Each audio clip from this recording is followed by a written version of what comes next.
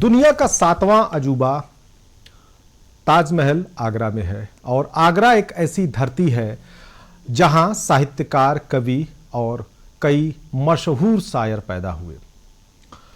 मिर्जा गालिब की धरती है आगरा, तो यहाँ पे बाबू गुलाब राय भी यहीं पैदा हुए और इसी धरती पर एक से एक शायर, कवि और साहित्यकार ने जन्म लिया और इस धरती को कह सकते हैं कि अपने साहित्य से और भी ज़्यादा इन्होंने खूबसूरत बनाया है।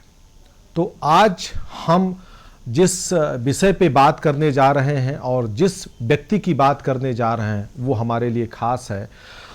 इसी धरती पर एक बार फिर कह सकते हैं कि देश का एक फेमस लिटरेचर फेस्टिवल होने जा रहा है जो जनवरी माह में होगा।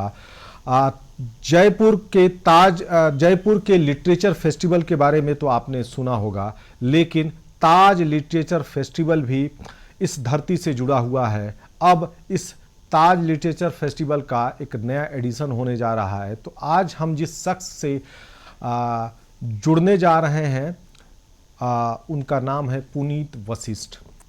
आप ताज लिटरेचर फेस्टिवल के कोऑर्डिनेटर हैं और आगरा धरती के एक बड़े साहित्यकार भी हैं। आपने एक किताब अभी हाल ही में आपने लिखी है जिसका विमोचन भी हुआ है। तो पुनीत जी नमस्कार, न्यूज वर्ल्ड में आपका स्वागत है। नमस्कार सर, नमस्कार। सबसे पहला सवाल तो आपसे ये है कि साहित्यकार की धरती आगरा पर आपने ताज लिटरेचर फेस्टिवल का जो ये आयोजन करने का एक कह सकते हैं कि एक बीड़ा उठाया है, तो ये एक विचार कैसे आया? क्योंकि आपकी धरती पर अगर देखा जाए तो एक से एक मशहूर साहित्यकार रहे हैं और चाहे वो ऐतिहासिक भी धरती रही है और सबसे बड़ी बात तो ये है कि वर्तमान में यहाँ एक से बढ़कर एक क्रिकेटर भी अब निकल रहे हैं। तो साहित्यकार को क्या दोबारा आप फिर से कह सकते हैं कि बच्चों में साहित्य भावना को लेकर भी कुछ करने जा रहे हैं? जी जी, सबसे पहले न्यूज वर्ल्ड के मेरे सभी दर्शकों को मेरा नमस्कार। और क्योंकि आपने मुझसे पूछा है तो मैं बताना चाहता हूं सभी को कि जैसा आपने खुद ही कहा कि आगरा क्रिकेटर्स के लिए भी जाना जाता है, साहित्यकारों के लिए भी जाना जाता है। 2011 में जब जीडी गोयनका आगरा की शुरुआत हुई तो हम लोगों ने यहाँ पर एक क्रिकेट एकेडमी स्टार्ट की थी, जिसमें से दीपक चहर जो कल ही मुंबई इंडियंस के लिए 9 करोड़ की बोली में खरीदे गए, और राहुल चहर और न जाने ऐसे कितने क्रिकेटर्स इस गोयनका क्रिकेट चहर एकेडमी ने दिए।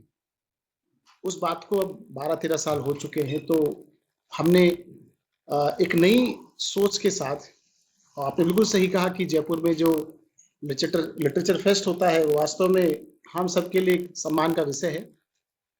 तो हमने भी ये सोचा कि क्यों ना मैं आगरा को एक ऐसा प्लेटफॉर्म दे जहां से अच्छे साहित्यकारों को एक प्लेटफॉर्म मिले और जो आने वाले नई पीढ़ी है उसको भी एक मुकाम और उसको भी एक रास्ता दिखाई दे।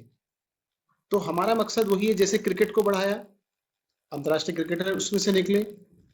अभी ध्रुव जेल अभी ऑस्ट्रेलिया में खेल रहे हैं, दीप्ति आगरा से हैं, तो बहुत सारे ऐसे क्रिकेटर हैं जो आगरा से निकल कर गए हैं।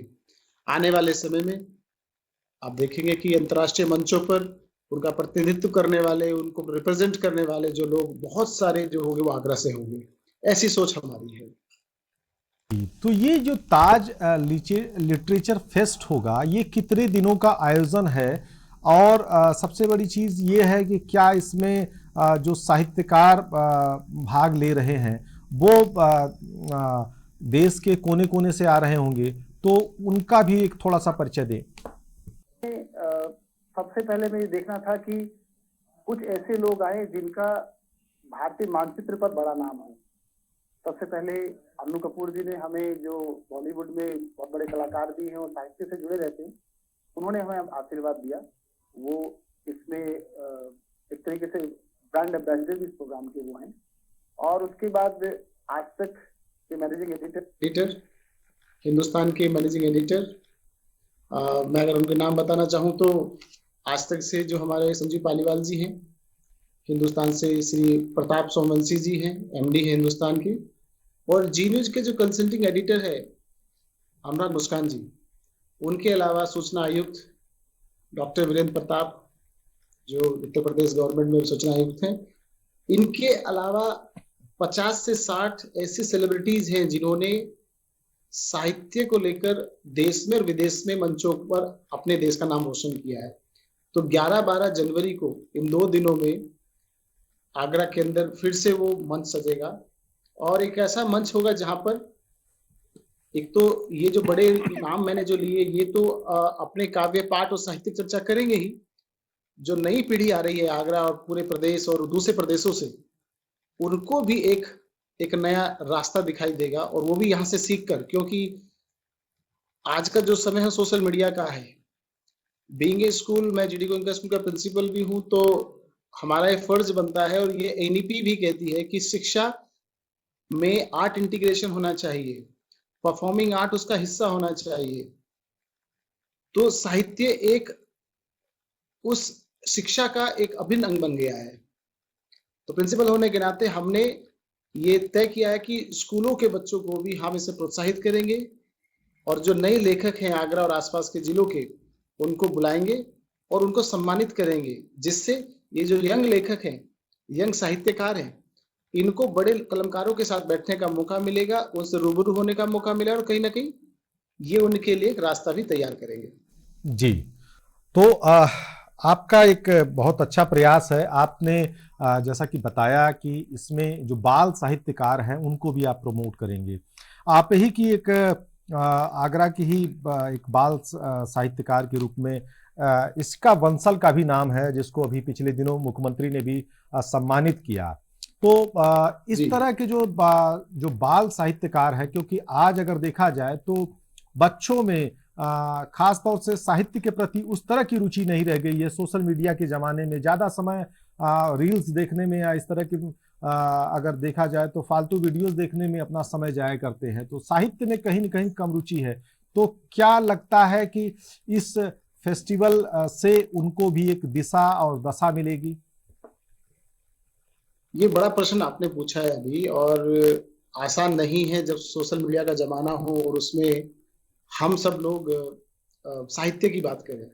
क्योंकि जैसे मैंने जब पहले किताब लिखी तो मेरे पास भी 2 प्रश्न थे कि मैं किताब लिखूं या मैं वो बात वीडियो के माध्यम से, सोशल मीडिया के माध्यम से, यूट्यूब के माध्यम से लोगों को बताऊं। तो फिर कहीं ना कहीं मैं भी अपने रास्ते से विमुख हो रहा था। मैं ऐसा बिल्कुल नहीं कह रहा हूं जो लोग सोशल मीडिया या यूट्यूब के माध्यम से अपनी बातें कह रहे हैं वो गलत कह रहे हैं, वो भी अच्छा कर रहे हैं, लेकिन मुझे ये लगा कि मैं अपनी बातों को किताबों के माध्यम से कहूं। तो मैंने जब पहली किताब लिखी मृत्युंजय, अपेक्षा तो नहीं थी, मैं भी डरा हुआ था कि उसको उतना रिस्पॉन्स मिलेगा या नहीं मिलेगा, लेकिन काफी अच्छा रिस्पॉन्स उसको मिला। क्योंकि अब कहीं ना कहीं अभिभावक भी इस चीज से परेशान हो गए हैं। जो मेरे व्यूअर्स मुझे सुन रहे हैं वो भी अब देखते ही होंगे कि सोशल मीडिया और यूट्यूब और इंस्टाग्राम और फेसबुक बहुत कुछ बच्चों से ले रहा है, उनकी एजुकेशन को कम कर रहा है, उनका कहीं ना कहीं ध्यान को भ्रमित कर रहा है। तो अब उनको फिर से उसी टेक्सचुअल के ऊपर कॉन्सेंट्रेट करने की जरूरत है। तो इन चीजों को ध्यान में रखते हुए हम इन्हें बीड़ा उठाया है कि एक बार फिर से किताब लेखन की तरफ ध्यान दिया जाए। जो इसी का बंसल का आपने नाम लिया, मैं बड़ा सौभाग्यशाली हूँ कि बच्ची मेरे ही स्कूल की स्टूडेंट है, और आदित्य हमारे जो मुख्यमंत्री जी है योगी जी, उन्होंने उनको एक कैश प्राइज से भी लास्ट ईयर 2 साल पहले अवार्ड उनको दिया था। उनकी काफी बुक ऐसी अच्छे लेवल पर, अच्छे इंटरनेशनल लेवल पर अच्छा नाम कमा रही है। तो इसी का बंसल जैसे बहुत सारे बच्चे आगरा, यूपी और एमपी, बिहार, आसपास के प्रदेशों से आएंगे और उनको एक रास्ता मिलेगा। लेकिन ये निश्चित है, अगर हम सोशल मीडिया से डरकर या उससे भयभीत होकर लेखन छोड़ देंगे तो फिर कहीं ना कहीं तो हम लोगों ने ये चीज एक्सेप्ट कर लेंगे कि अब सुधार संभव नहीं है। तो ये उस सुधार की तरफ एक प्रयास है। आपका प्रयास बिल्कुल सराहनीय है, और जिस तरह का ये लिटरेचर फेस्टिवल, क्योंकि ताज लिटरेचर फेस्टिवल का आयोजन पहले भी हो चुका है, तो जिस तरह की ख्याति रही है, एक क्योंकि अगर देखा जाए तो उत्तर प्रदेश कह सकते हैं कि साहित्यकार के लिए एक बहुत बड़ी एक ऊर्जावान धरती रही है और यहाँ पर एक से बढ़कर एक साहित्यकार रहे हैं। अगर आगरा रीजन की बात करें तो आगरा में जिस तरीके से हाथरस से काका हाथरसी है या आपके जो नए अगर साहित्यकारों में अगर देखा जाए तो पूरा का पूरा जी बिल्कुल। देखिए, जो नाम आपने लिए वो उतने बड़े नाम हैं कि वो नाम सबके लिए सम्मानित है और ऐसे नाम हैं कि उनको हम लोग बड़े हुए, उन्हीं को पढ़कर हम बड़े हुए हैं। काका हाथरसी जी का आपने नाम लिया, वो व्यंग के इतना बड़ा नाम थे कि सब जानते हैं। और आगरा की भूमि जो लोग यहाँ रहते हैं या जो उसके आसपास इवन ब्रज में भी जो लोग रहते हैं बड़े भाग्यशाली हैं।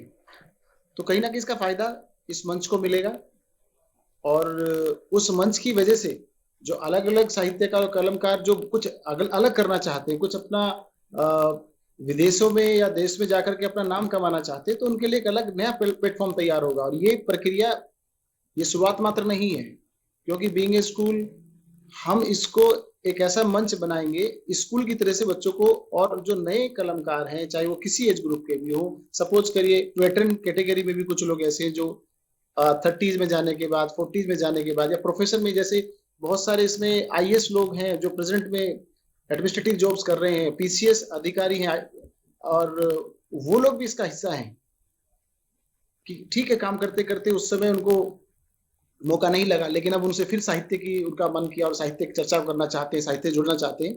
और बहुत अच्छे कवि हैं, डॉक्टर हरिओम लखनऊ में इस समय शायद वहीं पर हैं और वो भी इस प्रोग्राम का हिस्सा। तो ऐसे बहुत सारे अधिकारी और बहुत सारे नए लेखक इस प्रोग्राम से जुड़ रहे हैं, जिससे उनको एक बड़ा प्लेटफॉर्म मिलेगा। मकसद यही है कि सीखना और सिखाना है, ये कोई कमर्शियल प्रोग्राम नहीं है। एक साहित्यकारों को एक ऐसा प्लेटफॉर्म देना है जिससे वास्तव में एक साहित्यिक चर्चा हो, इसके इतर कुछ भी ना हो। जी, तो आज अगर देखें तो साहित्य में हर तरह के साहित्यकार हैं, चाहे बाल साहित्यकार की बात आपने की, महिला साहित्य पे हम बात करते हैं कि महिला साहित्यकार भी ऐसी बहुत है और उत्तर प्रदेश की धरती पर एक से बढ़कर एक है। और आपके इस फेस्टिवल में ऐसे भी महिला साहित्यकार मौजूद होंगी जो देश के दूसरे प्रदेशों से आएंगी। तो महिला साहित्य का पे किस तरह की जो सेशन आपने निर्धारित किया है, किस तरह की चर्चा होनी है और क्या विषय होगा?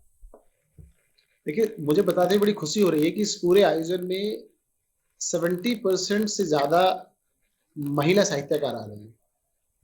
और एक सेशन स्पेशली हमने महिला सशक्तिकरण के लिए, महिलाओं की स्थिति को कैसे एक साहित्यकार होने के नाते उनकी कलम के द्वारा कैसे समाज में चेतना ला सकते हैं, हम लोगों ने एक सेशन अलग से इसके लिए तैयार किया है, जिसमें उत्तर प्रदेश महिला आयोग की जो अध्यक्ष हैं आदरणीय बबीता जी चौहान जी, वो उस प्रोग्राम में रहेंगी। उसके अलावा आगरा यूनिवर्सिटी के जो चांसलर है वो भी रहेंगे। और ऐसे बहुत सारे नाम हैं जो प्रशासनिक स्तर पर और सामाजिक स्तर पर समाज में महिलाओं के उत्थान के लिए काम करें। तो एक सेशन पूरा डेडिकेटेड होगा महिलाओं के लिए। तो ये प्रयास हम महिलाओं के लिए कर रहे हैं। जी, तो आपकी मंशा को सलाम, क्योंकि जिस तरीके से आपने इस पूरे कार्यक्रम का डिज़ाइन किया है, इस पूरे जो लिटरेचर फेस्टिवल का डिज़ाइन किया है, ये बहुत ही अनोखा है। अच्छा, अगर हम बाल देखिए, ये ताज लिटरेचर फेस्ट तो अभी 11-12 जो जनवरी को होगा, ये उस पूरी सीरीज का एक फाइनल रिजल्ट आप कह सकते हैं। 3 साल पहले GD गोविंद का साहित्यिक अकेडमी में हमने सबसे पहला काम स्टार्ट किया था स्कूल में, नन्ही कलम। और नन्ही कलम में मकसद यही था कि जो भी इंग्लिश राइटर्स हैं, हिंदी राइटर्स हैं, या किसी भी भाषा में लिख रहे हैं, चाहे वो गद्य लिख रहे हैं या पद लिख रहे हैं, कुछ भी, हमने स्कूल होने के नाते उनको ये एश्योर किया कि आप लिखिए, पब्लिश हम कराएं। क्योंकि पब्लिश करना एक बड़ा चैलेंज होता है और वो राइटर को वो फीलिंग नहीं आती जब तक उसके हाथ में वो अपनी किताब नहीं होती। तो पहली बार जब पहली लड़की ने किताब, जैसे इसी का बंसल ने लिखी, फिर उसके बाद शर्मा ने लिखी, और उसके बाद कई ऐसे बच्चे हैं जिन्होंने उस फुटप्रिंट्स को फॉलो किया। तो बाल साहित्यकारों में ही परिवर्तन लाने की जरूरत है और वो स्कूल लेवल से ही आएगा। तो पिछले 2-3 सालों में मैंने देखा कि बच्चों में, जब हम पहली बार हमने चर्चा की थी कि नन्ही कलम के द्वारा हम कुछ राइटर्स को लेकर के आएंगे, तो आप विश्वास करिए 20 या 22 बच्चे थे जिन्होंने उसमें इंटरेस्ट लिया। लेकिन आज स्कूल के अंदर उन 20-22 बच्चों की बात छोड़िए, अब हर बच्चा लिखना चाहता है, क्योंकि उन्हें वो आउटपुट दिखाई दे रहा है। वो यूट्यूब पर, टीवी पर और बड़े बड़े चैनलों पर जब बड़े बड़े कवियों को देखते हैं, कवियत्रियों को देखते हैं, तो उन्हें लगता है ये भी एक करियर है। पहले उतना सीरियसली बच्चे इस करियर को लेके थे नहीं। भारत सरकार भी अपनी एजुकेशन में इन चीजों को, जैसे स्पोर्ट्स की बात ले ले, स्पोर्ट्स पहले उतना सिंसियरली पेरेंट्स नहीं लेते थे, बच्चों को डांटते थे खेलने के लिए। उसी तरीके से शेरो शायरी, कविताओं के लिए उतना मान सम्मान पेरेंट्स के दिमाग में नहीं था। अब वो चीजें बदल रही हैं। अब अगर बच्चा लिखना चाहता है तो पेरेंट्स भी इसको सपोर्ट करते हैं, और हमने ये रिजल्ट देखा है कि बच्चे इसको सीरियसली ले रहे हैं और रिजल्ट आएगा। और हमारे स्कूल से भी दूसरे स्कूल में आया, दूसरे स्कूल से अगले स्कूलों में आएगा। ऐसे करते करते ये एक बहुत बड़ा प्रोफेशन बन के उभरेगा, क्योंकि ये परफॉर्मिंग आर्ट का हिस्सा है जी। जो सीबीएसई अपने एनईपी 2020 में बड़ी रिकमेंडेशंस के साथ कहती है, और इससे बच्चों की मार्किंग यानी कि उनके असेसमेंट में भी फायदा मिलता है। तो ये एक करिकुलम होगा, रादर हम इसको एक हॉबी मान के चले जी। मृत्युंजय की जो कहानी है वो दरअसल हमारे समाज में जो घटित हो रहा है उसका एक कंपाइलेशन है। ज्यादातर कहानियां उसमें सच्ची है, जैसे कहानी में पापा से पापी तक है, जो काफी उसमें मुझे सराहना मिली है, पापा से पापी तक। तो पापा से पापी कैसे आज का पापा बच्चों की नजर में पापी बन जाता है, वो संवेदनाएं उसमें दिखाई गई है। तो जब लोग पढ़ते हैं तो उसमें फील करते हैं कि मैं भी पापा हूं, तो मेरे साथ भी कुछ ऐसा ही आसपास घटित हो रहा है। तो सभी कहानियों का, चाहे वो पापा से पापी या अंतिम सत्य या बेटी, कैसे एक बेटी की परवरिश की जाए, क्योंकि हम लोग सबसे बड़ा ये, जैसे बुक में मैंने एग्जांपल दिया है, मैं आपको एग्जांपल देना चाहता हूँ। जैसे अगर किसी की बेटी क्लास 8 में पढ़ती है और बेटा 5th में पढ़ता है, तो हम लोग करते कैसे, दूध वाला आया तो दूध देने के लिए तो हमने क्लास, जबकि बेटी बड़ी है, बेटी को नहीं भेजते, बेटे को भेजते, बेटा जाओ दूध लेकर के आओ। तो उस पूरे प्रोसेस को कि वो दूध में पानी डाल रहा है या नहीं डाल रहा है, या कम तोड़ रहा है, ज्यादा तोड़ रहा है, वो लड़की नहीं समझ रही है, वो लड़का समझ रहा है। फिर यही लड़का कहीं बाहर का कोई काम करना होता है तो वो लड़की, जबकि बड़ी लड़की है, भेजा लड़के को जाता है। और जब ये दोनों बच्चे बड़े हो जाते हैं 20 साल 25 साल बाद, तो लड़की शारीरिक रूप से तो बड़ी होती है, लेकिन जो सामाजिक काम उसको करने थे, वो लॉजिक्स में डेवलप होने थे, वो माँ बाप के फियर की वजह से वो डेवलप नहीं हो पाए। जब ये लड़की किसी की पत्नी बनती है, तो जिसकी पत्नी बनती है उसकी परवरिश वैसी हुई होगी जैसे इसके भाई की हुई थी, और वो लॉजिकल डिफरेंस आता है, और वही आगे फिर परिवार में टूट का वजह बनता है। तो सारी कहानियां इसी के आसपास, पारिवारिक स्थितियों में क्या हम कर सकते हैं, क्या सही है क्या गलत है, ये मृत्युंजय है। ये और मृत्युंजय की जो टाइटल है नीचे की, अंत ही शुरुआत जी। तो आप अमर तभी होंगे जब तक आपकी समस्याओं का, आप समस्या को एग्जाम्पल अगर लेना चाहिए, जब तक वो पीक नहीं पहुंचेगा। अगर 11 बजे और 12 बजे और 12 बजे के बाद 0 आवर्स, अगर आप कोई भी समस्या जब तक 12 तक नहीं पहुंचेगी, पीक तक नहीं पहुंचेगी, 0 आवर्स उसका नहीं होगा। तो ये ओवरऑल एक जिस्ट मैंने आपको मृत्युंजय का बताया।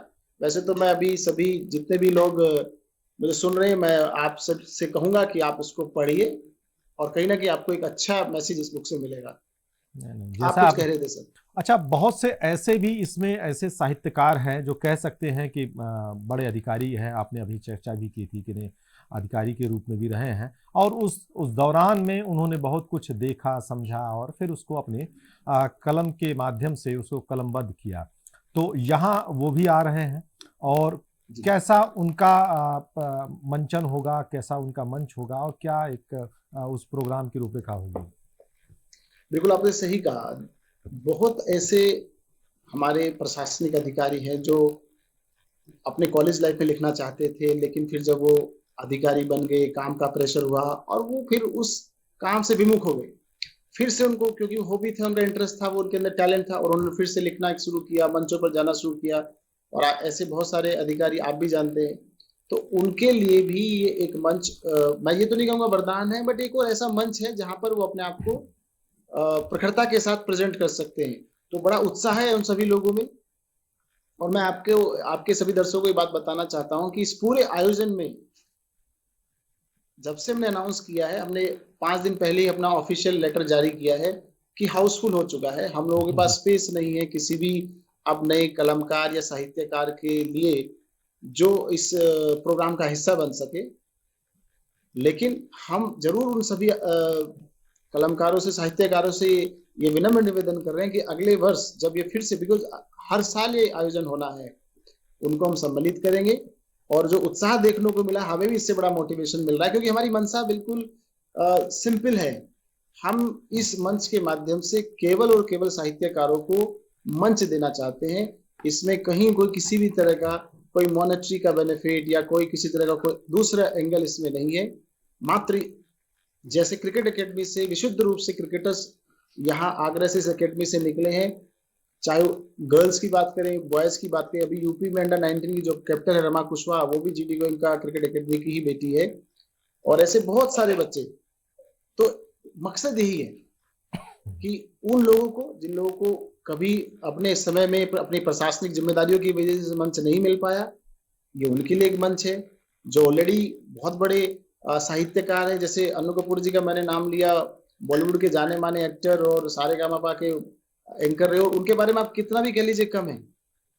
ऐसे लोग इस मंच का हिस्सा बनने जा रहे हैं।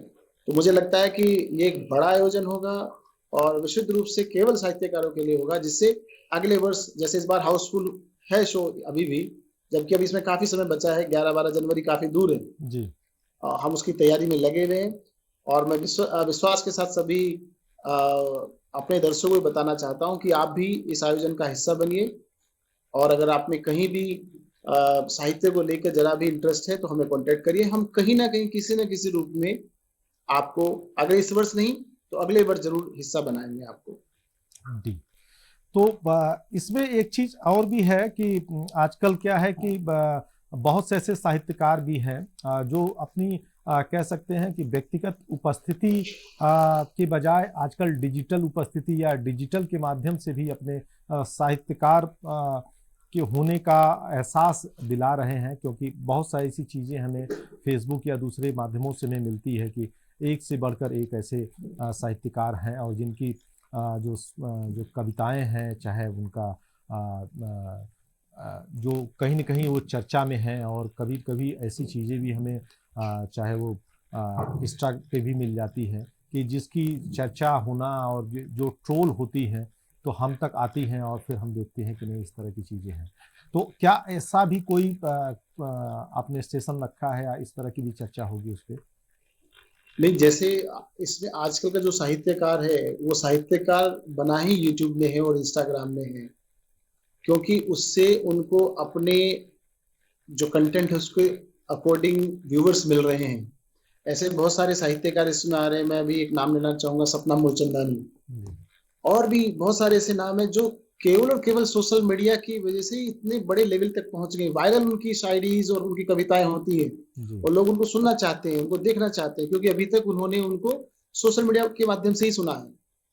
तो ये एक बड़ा क्रेज है। जैसा कि आप इसमें जानना चाह रहे हैं कि क्या हमने सोशल मीडिया के ही ओनली इन्फ्लुएंसर्स को या वो साइडों को उस पर्टिकुलर सेशन में बुलाया है, ऐसा कैटेगराइजेशन तो नहीं किया, लेकिन उनको हर सेशन में इंक्लूड किया है। क्योंकि बहुत सारे ऐसे बड़े बड़े नाम हैं जो एक्चुअल मंचों पर नहीं पहुंच पाए, लेकिन सोशल मीडिया में उनके लाखों और मिलियन सब्सक्राइबर्स और व्यूवर्स उनके आसपास हैं। तो उनके लिए भी एक बड़ा मंच है, ये बड़ा मंच है। तो अब इस चर्चा को हम यहीं समाप्त करते हैं। और पुनीत जी, जैसा कि आपके द्वारा इस एक बड़े आयोजन को किया जा रहा है और उस ताज की धरती पर एक बड़ा लिटरेचर फेस्टिवल होने जा रहा है, तो हमारी अग्रिम शुभकामना। आप देख रहे थे न्यूज वर्ल्ड का ये खास प्रोग्राम, और जिसमें आज हम बात कर रहे थे ताज लिटरेचर फेस्टिवल की। और ये फेस्टिवल जो एक नए स्वरूप में होने जा रहा है, और इसके जो कोऑर्डिनेटर हैं पुनीत वशिष्ठ जी से हमारी बातचीत हो रही थी। धन्यवाद।